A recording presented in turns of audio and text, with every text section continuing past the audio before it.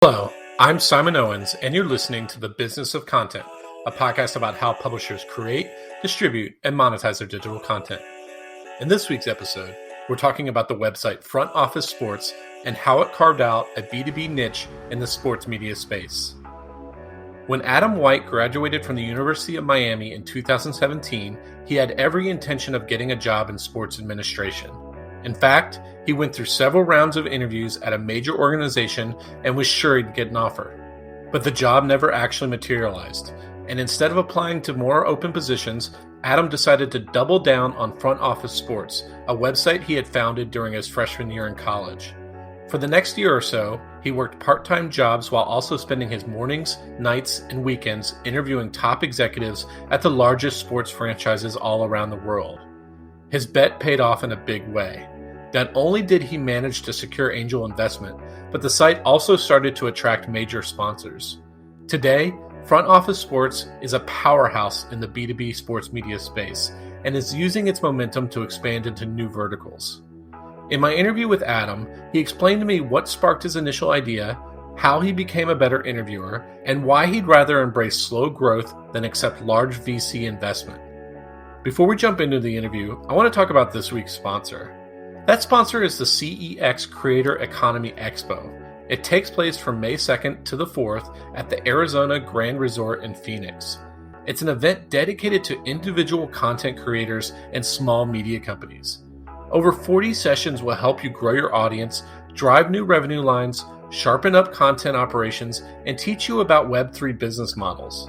The event is limited to just 500 and includes amazing speakers like 5-time New York Times bestseller Dan Pink, TikTok Twitch star Leash Capiche, Ann Handley, Joe Polizzi, Roberto Blake, and 30 other world-class content/media entrepreneurs. Plus, attendees get all the recordings as well. Sign up today and get your all-access pass and $200 off the already low rate by going to cex.events and use coupon code SIMON. That's cex.events and coupon code SIMON. I'll leave a link in the description. And there's a pretty good chance that I'll actually be attending this event, so if you're going, definitely reach out so we can schedule coffee or drinks. Okay, on to my interview with Adam. Hey, Adam, thanks for joining me. Thanks. I appreciate it. Excited to chat, Simon. So you founded a company called Front Office Sports, and it really has this interesting origin story. It started out as like a class project, right? Yeah, 100% exactly. Class project at the University of Miami.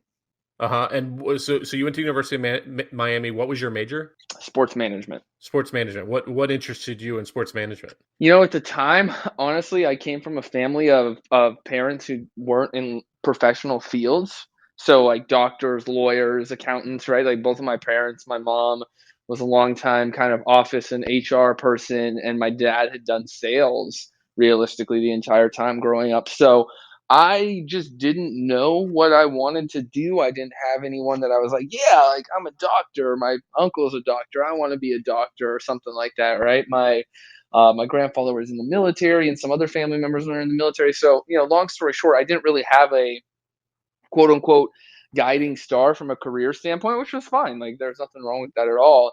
But the one thing that I did know I liked was sports. I had played sports my entire life growing up, and it was just something that I really enjoyed. And so I said, well, I don't know, sports management, that sounds kind of cool. I at least know I like sports. So at the very least, I will be doing something with a profession and or interest that I enjoy. And so that's how it all kind of came to fruition.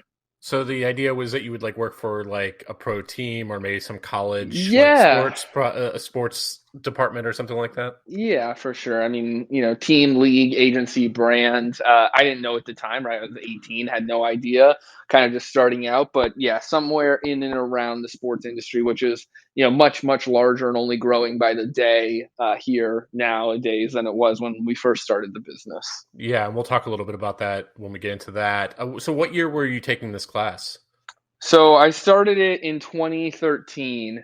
And then actually, what was it? 20? So I graduated. Yeah, so I graduated in the summer of 2013. So this was the fall of 2013 into the spring of 2014 is when I No, was taking no. the class. Oh, that's when you were taking the class. So, Yep, okay. yep. And so what was the class? It was something in sports management, right? Yeah, it was. I think it was like Intro to Sports Administration was technically what the what was the class, because Sports Administration was technically a major. I was a master or a undergrad in Sports Administration was technically the major. So So you were given this assignment. What was the specific project? informational interviews. A lot of the things that our professors preached to us at the time was it's not about what you know, it's about who you know, which, I would like to argue that's kind of a little bit of both, right? It's all about what you know and who you know, but that was kind of their guiding light. And so one of our projects was to start to get to know people through informational interviews. And so I started out with the first informational interview, and that was with the athletic director at Miami, Blake James, who is still currently the athletic director at Miami. That's interesting because, like, when I was in college, the complaint was like colleges didn't really prepare you for how to actually get a job.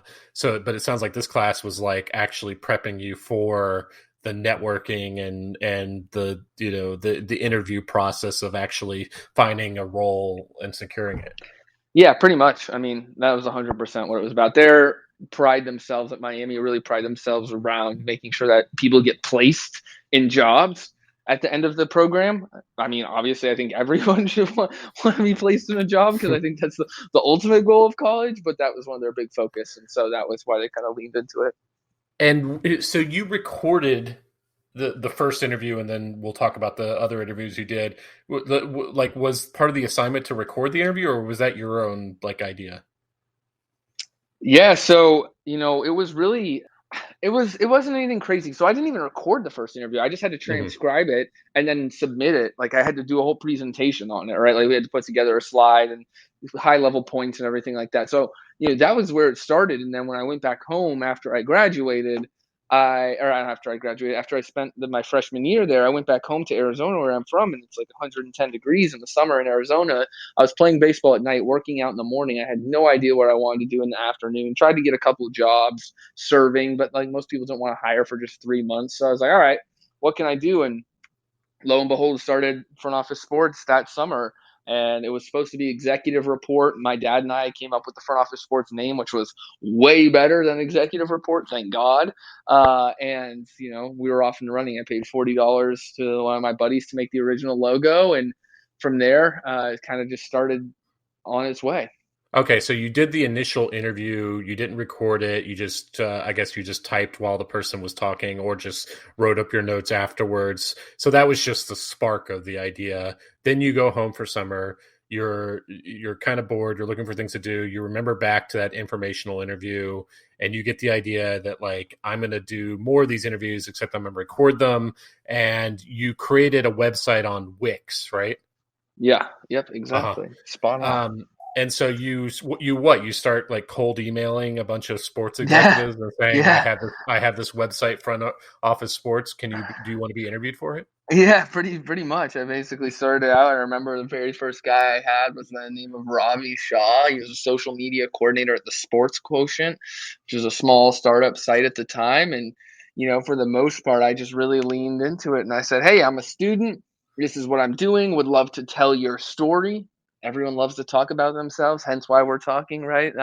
And so, like again, it was something easy that like no one was doing, and I was just like, let me tell your story, I'll give you some free PR, you can push it out. And essentially what I did is I used everyone else's network to build the audience for front office sports, because everyone else just shared it. Like when they were interviewed by me, they shared it. When they were interviewed by me, they shared it. And so like Yeah. I was honestly able to kind of grow an organic audience, just because what happened is all these other people, almost like word of mouth marketing, basically just said, "Oh, I sat down with these guys. You should pay attention to them."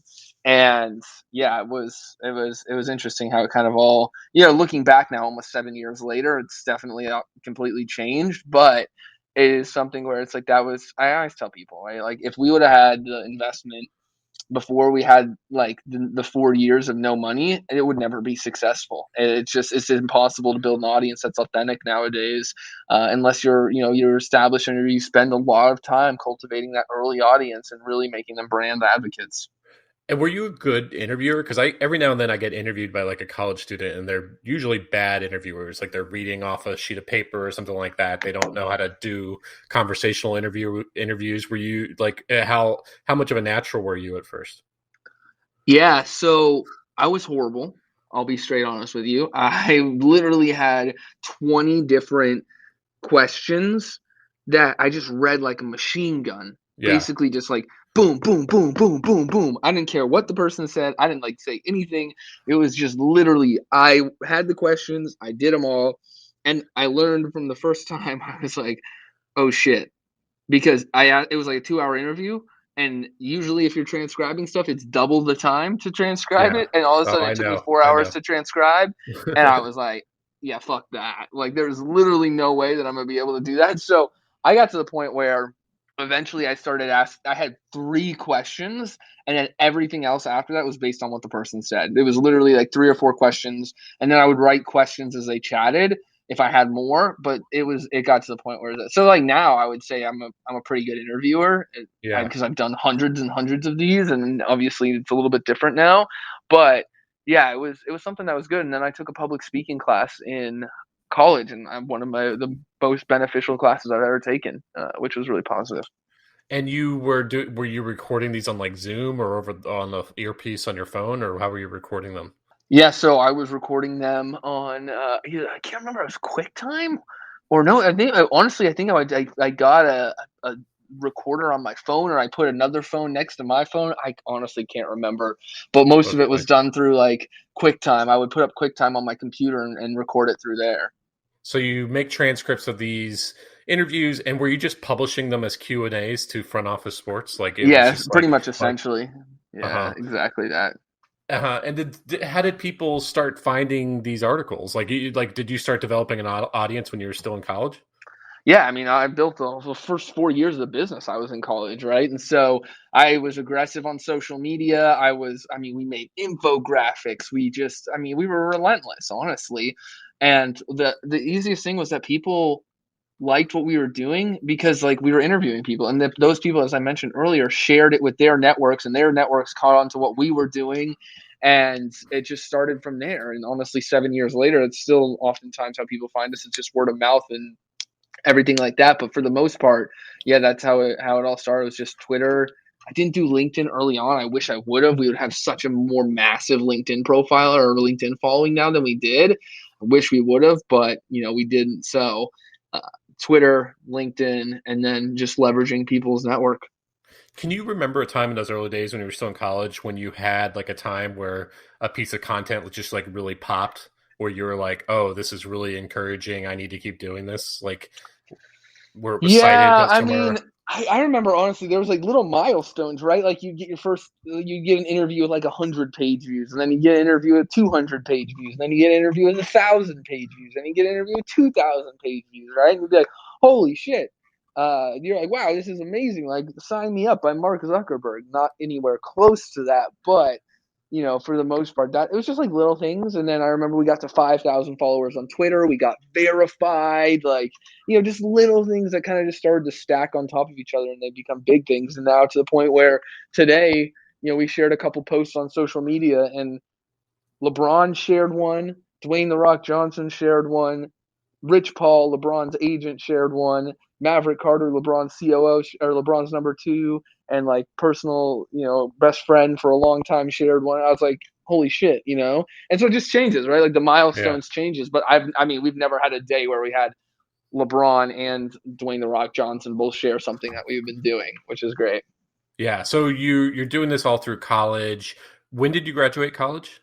2017. 2017. And then after you graduate college, you start interviewing for jobs, right? Yes. Yep. 100%. It Uh, was even honestly interviewing before I graduated, but yes, interviewed yeah. during that time. But like you were trying to get what we were talking about, working in some kind of athletic program. I think you got pretty far along in one set of interviews, but you didn't quite make the job. And then you decided at some point that you were going to go all in, or at least as like a side thing, but not focus on getting a job in sports, but focus as much as you could on front office sports. Walk me through the kind of decision where and I think you then started like doing like serving and whatever you could as a Yeah. day job. So walk me through that whole like thought process that you went through. Yeah, I mean, I really didn't have any other choice, to be honest with you. I'd gone 14 rounds of interviews with a sports league or governing body, we'll call it. And I thought for sure I had the job. I was like 100% certain. I'm like, there's literally no way I'm not getting this job. Somehow I didn't get the job. So it was August after I had graduated. I had moved out of the housing that I was living in the student housing. So I literally had nowhere to live. And I was like, well, I could move back to Arizona, but I'm like, fuck that. Like, I'm not going home. Like, no offense to my parents or anything like that. I was just like, I was too prideful to be like, I'm going to like, I can't be that person who goes to Miami and then has to go home because he doesn't have a job, right? Yeah. And so I said, all right, well, honestly, it's not going to be pretty, but I'll go back to serving, which is what I used to do, and I'll keep working on the site and see what we can do. And so I did that. Luckily, the girl who I was dating at the time, she allowed me to bunk up with her, and it was like I was like, basically living for free. Her parents owned the apartment that she lived in, and I was basically living for free. And for the most part, I was like just working crazy. I mean, I would get up in the morning. I would write the newsletter probably from like 5 a.m. till 7 a.m. I would send it.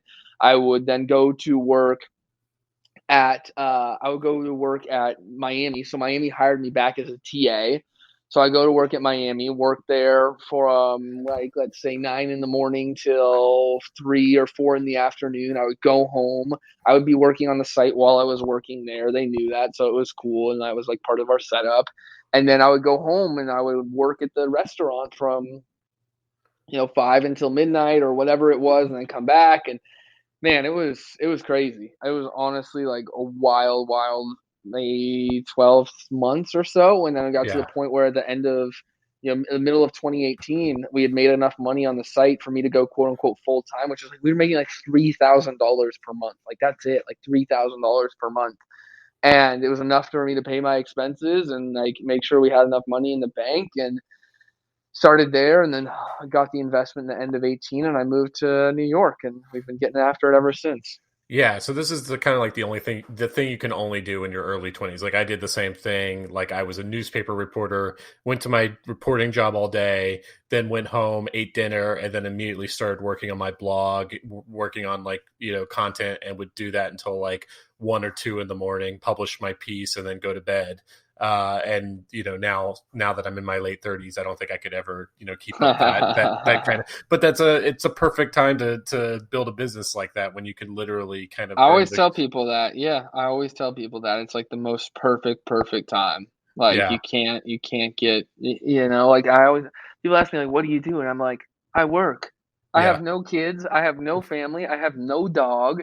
I have a girlfriend, but she's understanding of what I do, and I'm like I get up, I go to the gym. I'm in the office by 7:30. I probably leave by 7:30, 8 o'clock. I eat dinner. I do some more work. I go to sleep, and I do it all over again. And that's my week. And I'm like, yeah. that's fine because I don't have any other responsibilities other than making sure that the business keeps like the business is my responsibility. Like that's it.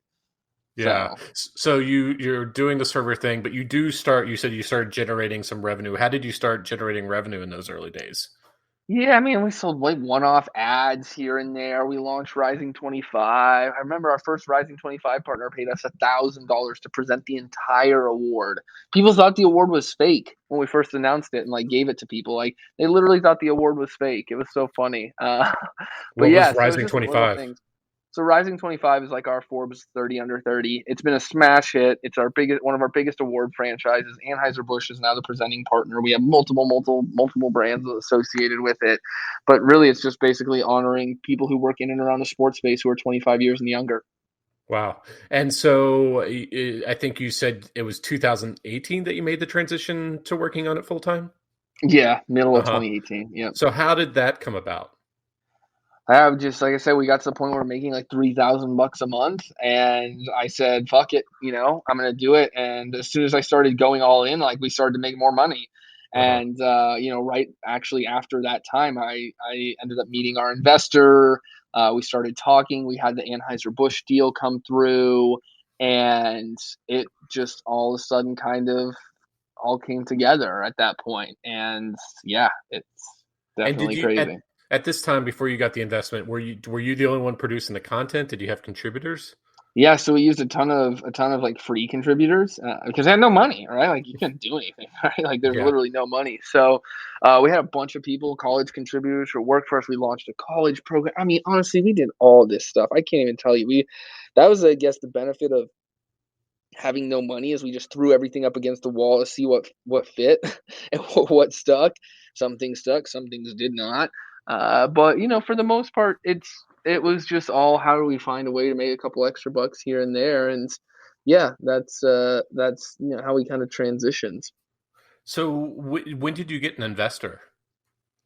End of 2018, we started talking to them in early 18. It took about 6 months for everything to come together. But we got the investment in the end of 18. I moved from Miami to New York Black Friday of 2018 and have lived up here ever since. And like, was it what an angel investor, a VC investors? Like, Yeah, yeah. Angel for sure. Like it was honestly at that point almost like a friends and family, even though like the person wasn't like the person is a friend and like honestly is like a brother at this point, right? And Mhm. family member in some regards, but for the most part, it was all Angel. And how did that The business invest? wasn't big enough, to take on a venture capital check or anything bigger than where we were at. Yeah. So, like, what did that investment allow you to do? Like you said, it allowed you to move to New York, but Yep. how did it allow you to like take the business to the next level? Yeah, we could hire people for the first time. I could be hired full time, right, and actually have a job, right? So that was nice, right? And so I hired myself, and then Russ, my number two, has been working on with the business with me ever since the very beginning, and has been an integral part in the success of the business. We could hire him, and he came on full time and left the other business that he was working at or the other job he was working at. And yeah, that was where it started. We went from 0 to 10 employees that year, and we were gonna thought we were gonna crush it, and then the pandemic happened, and we're like, oh shit, and had to reset the entire business. But I think we're coming out of it now. Hopefully, as the pandemic continues to subside, God willing, we'll be in a really good place to take advantage of a huge 2022. What's Russ's role? So Russ has literally done everything alongside of me, a little bit of everything. But he originally started out as someone who was running our social media. I had him in the, I had him my phone for like the longest time as like social media specialist. Russ, Hmm. it was so funny, and because it's funny. He's the only person who ever responded to me at Miami. I put it in the group chat, or we had a Facebook group, and there's still a Facebook group, but we had a Facebook group for the program, and I put it in the chat that Russ or that I was looking for someone to help with this project or what I was doing in front office sports. Russ was the only person who ever responded, and he's been working with me to this day.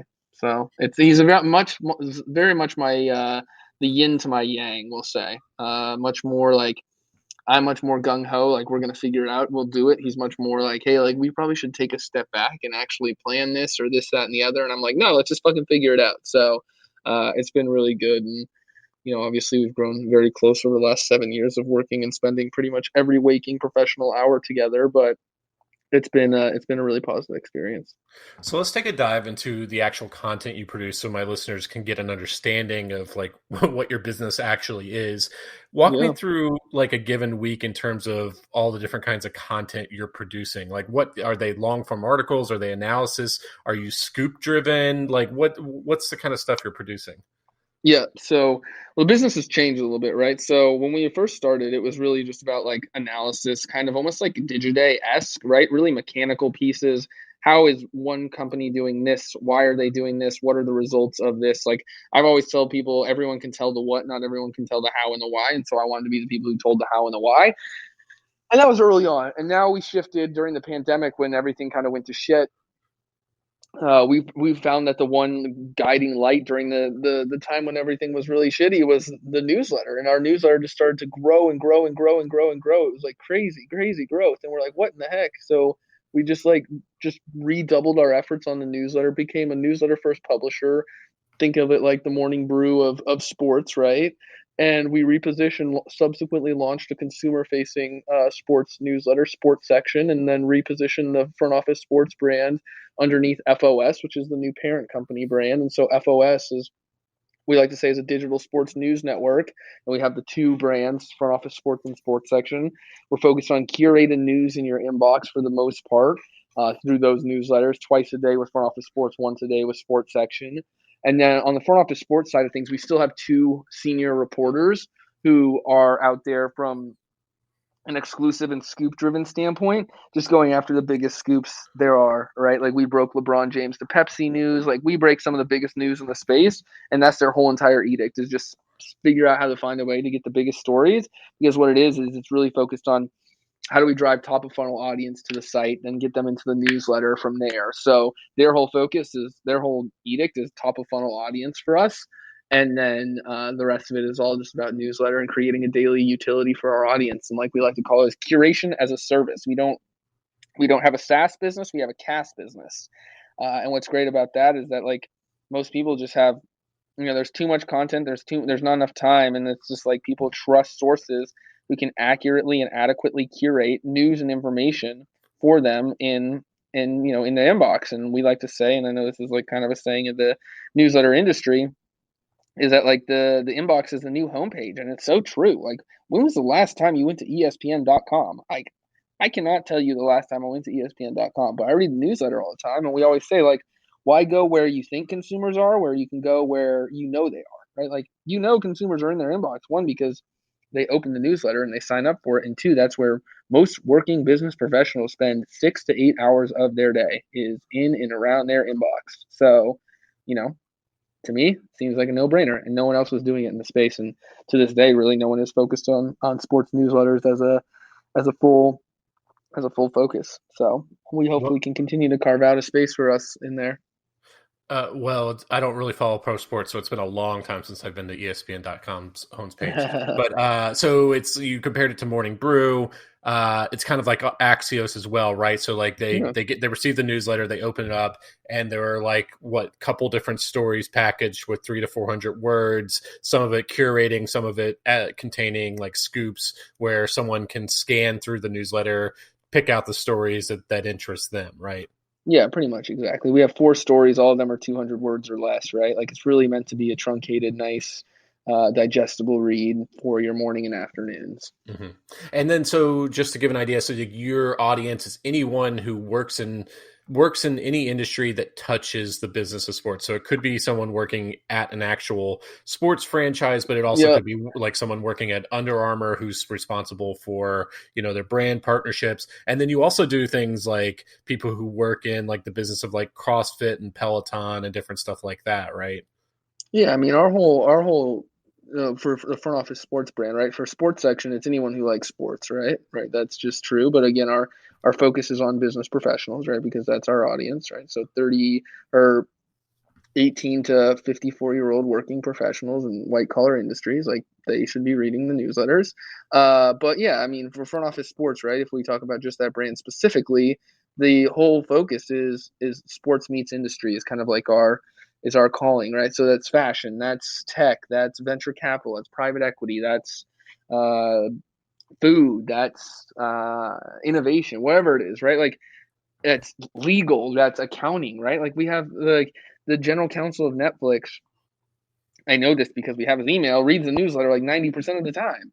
Like that's perfect. That's exactly who we want, right? Like he's not like super sports direct, but Netflix is doing a lot of stuff in gaming. Netflix is doing a lot of stuff in sports. They've talked about it. They're thinking about it, right? Like so for him, that's the perfect person that we want to have reading this, right? So, I mean, we always say like Front Office Sports is the intersection of 2 passion points, sports and business. Most people like sports and most people like business.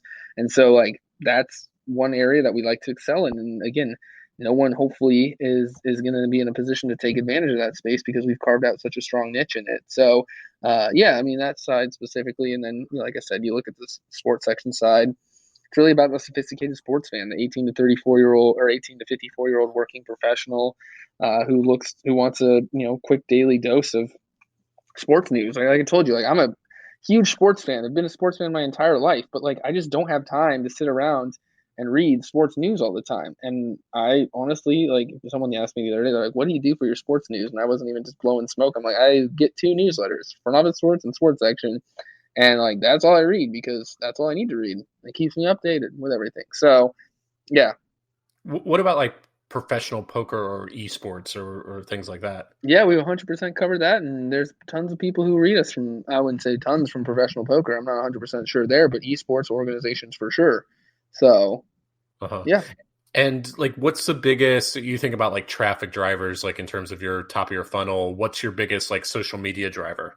Like, is it Twitter, Facebook, LinkedIn? Definitely not Facebook. Facebook is pretty much non-existent for us. It's never been a platform that we've excelled on because it's just like, our content isn't inflammatory enough, I guess, or like cute enough to get picked up there, and it just was never a focus because I couldn't focus on everything all at once, right, when I first started it. But yeah, it's Twitter and LinkedIn. Those are our biggest channels. Instagram is kind of a good one for us, but not really from a traffic driver standpoint. Twitter and LinkedIn are far and away the biggest ones. And a big component of your revenue, as you mentioned, is advertising. What are Yeah. the kind of ads that you're selling? Are they native ads, Yeah. programmatic ads? No, we don't sell any programmatic ads. So everything's native, directly sold from us, whether it's an activation partnership or it's a newsletter direct partnership, right? So native inventory, we like to call it a compressed funnel opportunity, where you have your display unit and then you have your 150 to 200 word kind of in unit content. So it's like the best of all worlds. You get a high impact display unit, plus you also get really cool native content. And you do you have like a sales force, or are you hooking up with some kind of like ad network or something like that? Every like we use Booster from a CRM standpoint, but Salesforce or from the ad network, no, everything we sell is direct. No, Like, sorry, it's not Salesforce, the CRM. I mean, like, do you have like an ad salesperson that like sells oh the yeah, ads? yeah, yes. Do Sorry, we have a Salesforce? Yes, yeah. yes. We have a Salesforce. Yes. Yeah, we have 4 full-time sellers and are in the market for hiring more. Okay, and then and so like, how big is your staff today? 34. 34. How much you said that out of that only like two are editorial though? No, 16 are editorial. Oh, okay. And so that's across both the newsletter and then let's talk about some of the other things that you produce. Like you launched a subscription product recently, right? Yes. Yep. Tell me about that. That was just like within the last few weeks. What was Yeah. your thinking about like what, because obviously a subscription product, now you have to get people to pay for it.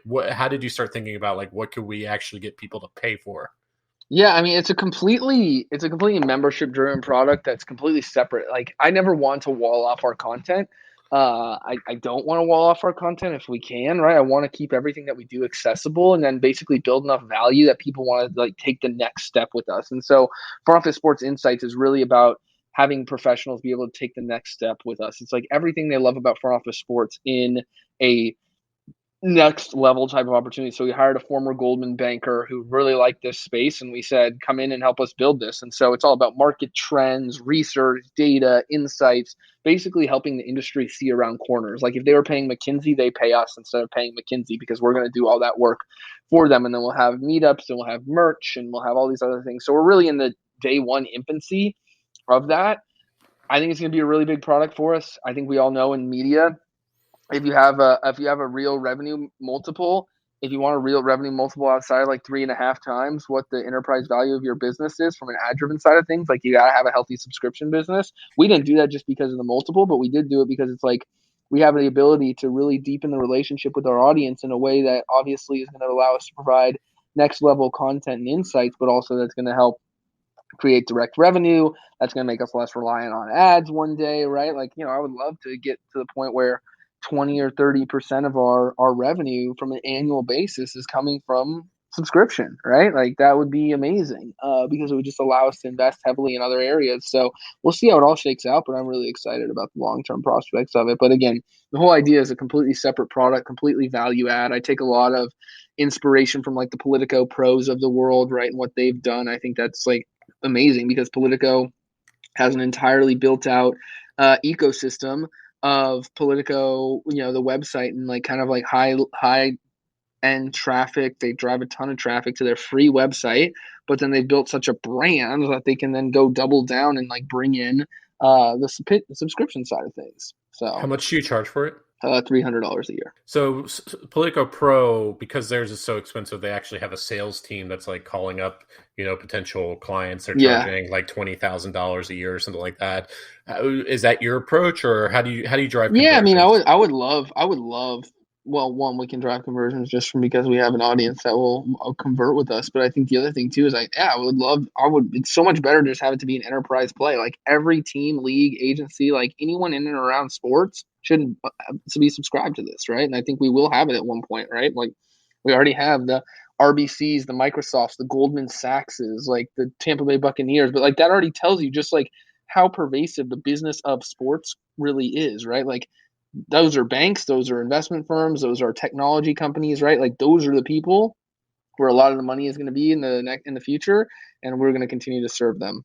So right now you're just having calls to action, like the free newsletter, just saying like Yeah, pitching people.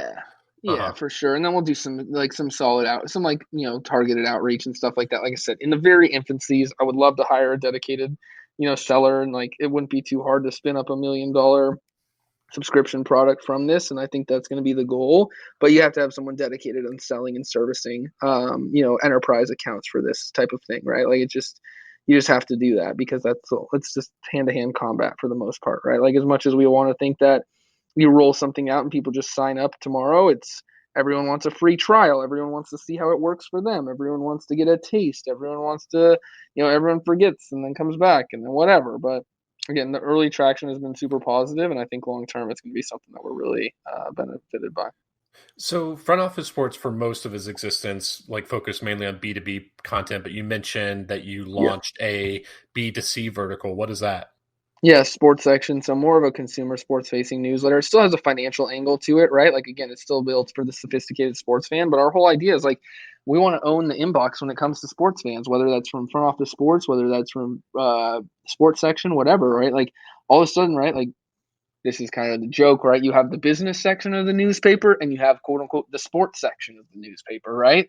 And like that is exactly how we think about it with these two properties.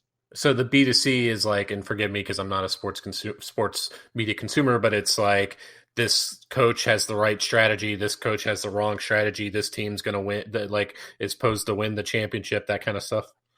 Yeah, it really just depends on what's going on. It's like super news driven, right? Mhm. It's super based on the headlines. Like basically, if you mashed up what you're doing with like Squawk on the Street or PTI and Sports Center, and you put it into a newsletter, right? Like we try to bring a financial angle. We try to bring the biggest storylines, the biggest headlines, in a way that, like again, like people like you, like I, obviously you're not a big sports fan. You've mentioned that, but if you were, right, like you just don't have time to watch those things anymore. Like you're just not sitting around. You have so much else going on in life. And so instead of having to try and peruse everything and go through everything, it just shows up in your inbox. Yeah. Do you see yourself now like as kind of competing with an ESPN or the Athletic or any of those? No, not really. I mean, again, like their focuses are completely separate. ESPN's entire focus is pretty much on live linear TV. They honestly actually just sunset their newsletter like a year ago. And again, it's just not a focus for people. Most of these sports publishers, you have like two elements of sports publishers. One is the live linear rights publishers, which are the CBSs, the ESPNs of the world, whose digital publications kind of just prop up their linear publication or their linear properties, or not prop up, but are part of. And then you have like Sports Illustrated and some of these other ones that again like kind of do it, but not really. But they're more on they're more old school or kind of more on the long form, drive everyone to their own and operated, really care about page views and impressions and time on site and stuff like that. So, and then there's us. And like we're focused solely on the newsletter game for most part. I think as we continue to drive and grow the business, I think we could probably have a healthier mix one day. But the newsletter is the most easy, most efficient, the cleanest, and the most effective way for us to grow and sell and continue to build. And then you also have a podcast. Yeah, it's a daily morning briefing, the lead off. It's essentially an audio extension of the newsletter. Yeah, so it's not like personality driven. It's just kind of like No, here's the news from the newsletter. pretty much, yeah. Mm-hmm. Yeah. I mean, I feel like that's like a big thing, like sports podcasts. I can't open up my inbox without getting pitched on new sports networks. Now, athletes are launching their own podcasts and stuff like that. Is that, do you ever want to launch like something that's a little bit more personality driven? We've thought about it. Maybe one day. TBD. Mm-hmm. You really have to have a strong personality. You really have to have someone who wants. The other thing too, and this is no offense to most people, but it is very hard to be personality driven, right? Like of anything, right? Like that's the thing is, it's like most people don't realize like there's all these conversations about the creator economy and this, that, and the other. And then I just saw something that Axios published, and it's like most of the money goes to the top 1%. Of course that's the case, right? Like they have the biggest audience. They spent the time doing it. Also, they're the ones who are going to put in the work. Why is Joe Rogan's podcast so popular? Because he built it up over years and years. Like this is not something that just happened yesterday. This is something that happened over 10, 15 years, 20 years, right? He's built an audience. And like love him or hate him, like even like you think about the guys like Rush Limbaugh when he was in radio, right? Like the guy didn't start out on a national syndicated channel, but he built up an audience over time. And it's just like then it became like personality driven. So yeah, I don't know. We'll see. I think it's really all about the content. It's super content driven. Everything is. So like, let's talk then, these last remaining questions about like where you want to go. Like you're 30, 40 employees now, you have a lot of room for growth. You're getting into B2C. Like in what ways would you like to expand? Like you see companies getting into sports betting. Others are starting to represent athletes as almost like agencies. I could see you launching specific, here's an NFL specific newsletter, or even like an SB Nation or The Athletic, where it's like it's team specific. What are your thoughts on in terms of like which way you would want to expand? Yeah, I think it's just going to continue to double down on where we're at, right? Front office sports section. Those are the two verticals we want to own and be the best at. If we can own and be the best at there, everything will kind of take care of itself. But there's no need to overextend ourselves. We did launch an NBA specific vertical and a sports betting newsletter. They didn't take off like we wanted to. We folded them back into sports section, and we're off and running there with that whole team. So again, like it just depends. But for the most part, we've learned that people care about business content from a newsletter perspective and sports content generally from a newsletter perspective. And so let's double down into all of that. It sounds like you're part of this kind of new era of media startups where, 5-10 years ago, it was get more and more VC money just to keep expanding. Whereas like now a lot of media startups, even if they have investment, they have a more kind of bootstrapped mentality, is like, don't move into something new unless you can actually prove it's a real business very early on. It sounds like you have that kind of mentality. Yeah, 100%. I mean, like that's basically where we're trying to be, is like we can't overextend ourselves, right? We just don't have that money, and we'll never have that money because the business, it's not a VC media. Most media businesses, unless you're like massive scale or like bring in massive talent, like you're just not VC plays. It's just, you're just not going to see the multiples and returns that the VCs want to see. So yeah. Okay. Well, Adam, those were all the questions I had for you. Where can people find you online? Yeah, so the broader company is FOS.company. That's the site that you can kind of check us out from Front Office Sports and Sports section. If you want just Front Office Sports, it's frontofficesports.com. If you want Sports section, it's thesportssection.com. And then myself, or on Twitter, we're at FOS, and on Twitter for Sports section, we're at Sports section. And then myself is at FOS Adam. And then if you ever have any emails or just want to say hello, it's adam@fos.company is the email address. Okay, well, this is a lot of fun. Thanks for joining me. Awesome. I really appreciate it, Simon. Thanks again. Okay, thanks for joining us. I'm actually on the lookout for new guests for this podcast. So if you do interesting stuff in digital content, whether you're a full-time YouTuber, a media executive, or run a cool niche newsletter, definitely reach out. My email address is simonowens@gmail.com. Okay, see you next week.